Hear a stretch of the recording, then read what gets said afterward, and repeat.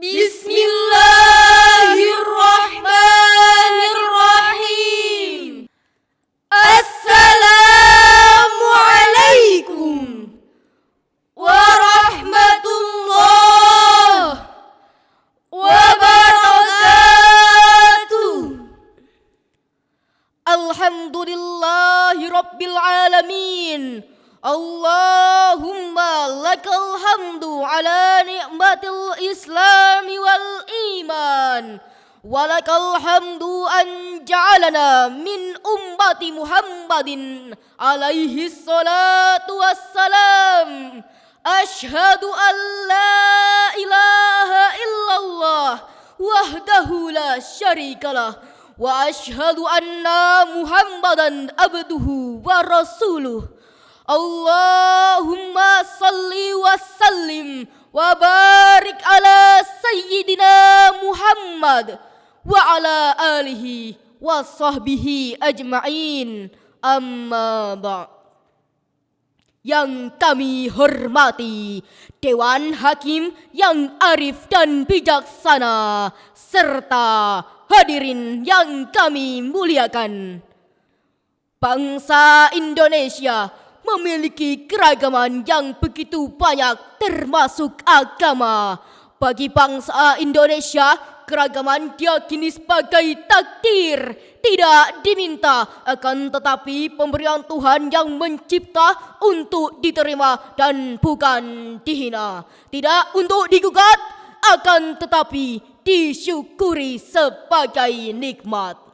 Dengan kemajemukan yang ada, ratusan suku, ribuan bahasa, keanekaragaman kepercayaan yang diyakini oleh masyarakat menjadikan potensi bagi kemajuan bangsa dan negara. Namun realitanya, keberagaman yang ada sering menjadikan konflik antar umat beragama. Keharmonisan antar umat beragama di Indonesia seringkali mendapat cobaan. Coba kita lihat di Makassar, 28 Maret 2021, dilansir dari kompas.com. Pengeboman gereja katedral oleh dua oknum yang mengatasnamakan agama sebagai dasar untuk mengusir bahkan membunuh musuhnya. Penganut agama yang sok tahu, sok benar, sok mengerti apa yang Tuhan kehendaki, dengan seenaknya mengumbar kata-kata tanpa pertanggungjawaban, seperti atas nama perang suci, jihad, dan istilah-istilah lain yang digunakan sebagai dasar untuk melakukan kejahatan yang berkedok agama. Hadirin yang kami hormati, sejarah telah membuktikan bahwa klaim kebenaran sepihak menjadi sebab tumbuh suburnya sikap fanatik sempit. Masyarakat Arab terperosok menjadi masyarakat yang jahiliyah dikarenakan sikap fanatik sempit dan persaingan antar kabilah menjadi hidangannya. Sikap fanatik sempit akan menyebabkan perpecahan umat, musnahnya perdamaian, dan disintegrasi bangsa. Hadirin, lalu bagaimana agar kerukunan antar umat beragama dapat terwujud di tengah perbedaan yang ada? Bagaimana Al-Quran memberikan solusi terhadap permasalahan ini? Sebagai jawabannya, merawat kerukunan antar umat beragama dalam bingkai kebinekaan merupakan judul syarahan kami dengan rujukan firman Allah dalam Al-Quran Surah Hud ayat 118-119. A'udzu billahi minasyaitonir rajim. Bismillahirrahmanirrahim. Walau syaa rabbuka laja'alan nasa ummatan wahidah laja'alan nasa ummatan wahidatan wala yazaluna mukhtalifin illa man rahima rabbuk walidhalika khalaqahum wa tammat kalimatu rabbika la amla'anna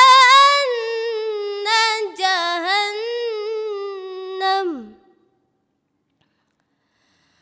la amla'anna jahannama minal jinnati wan nasi ajma'in.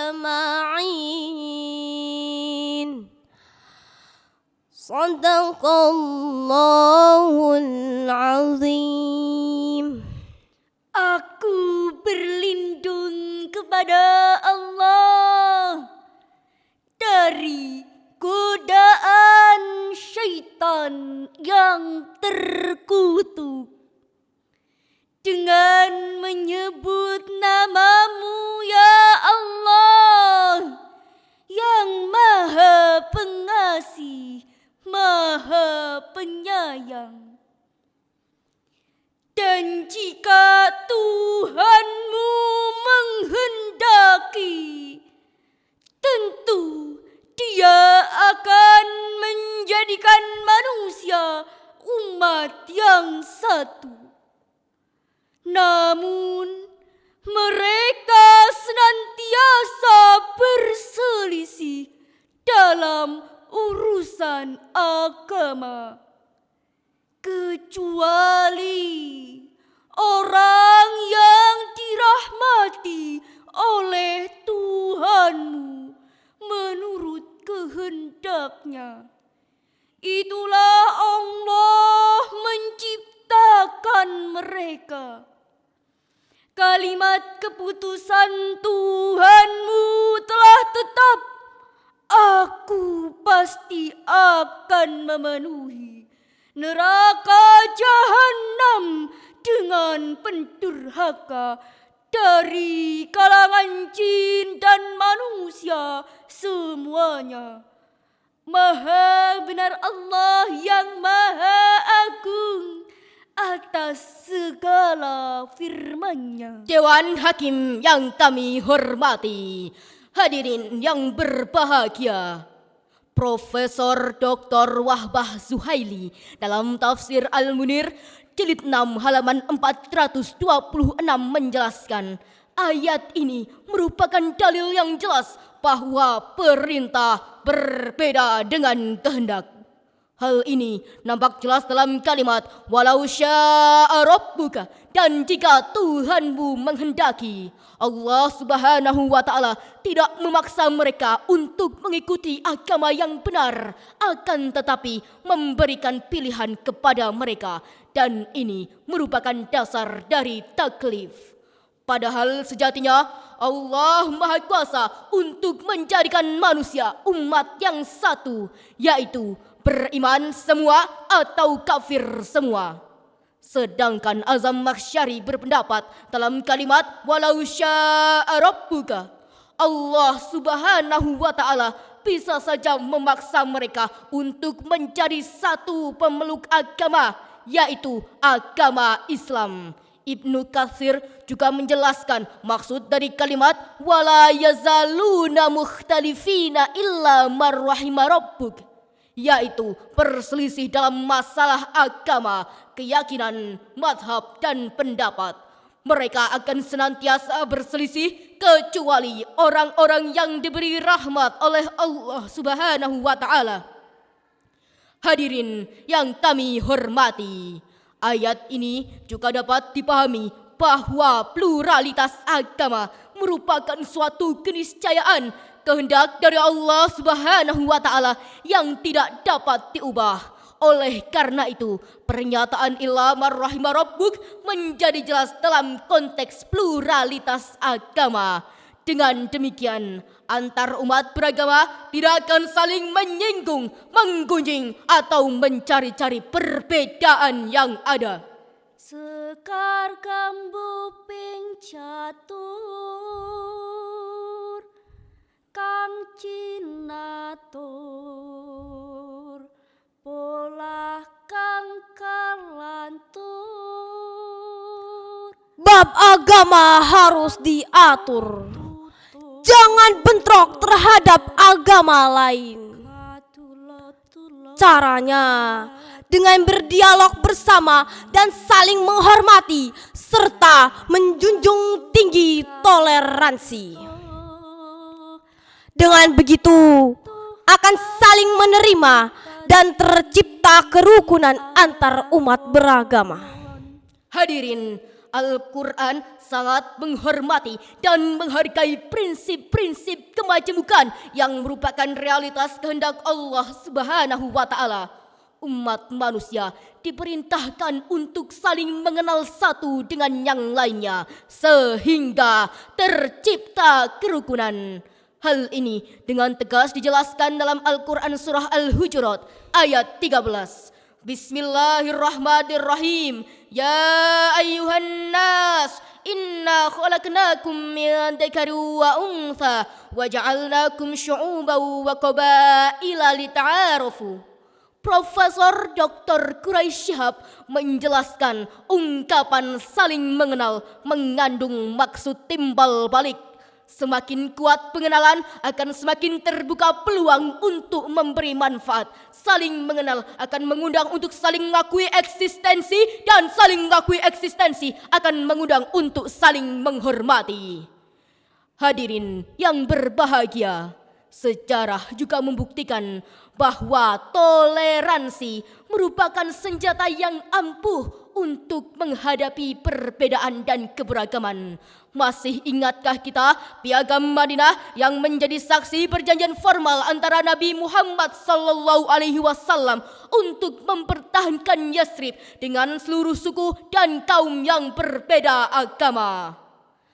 Hadirin yang dirahmati Allah, belajar dari petunjuk Al-Quran, upaya untuk merawat kerukunan antar umat beragama, terutama dalam bingkai kebinekaan, perlu adanya pilar-pilar yang harus disepakati bersama dan diaktualisasikan dalam kehidupan beragama, yaitu Kedewasaan umat dalam beragama, meningkatkan rasa toleransi antar umat beragama, serta mengembangkan dialog yang tulus antar umat beragama.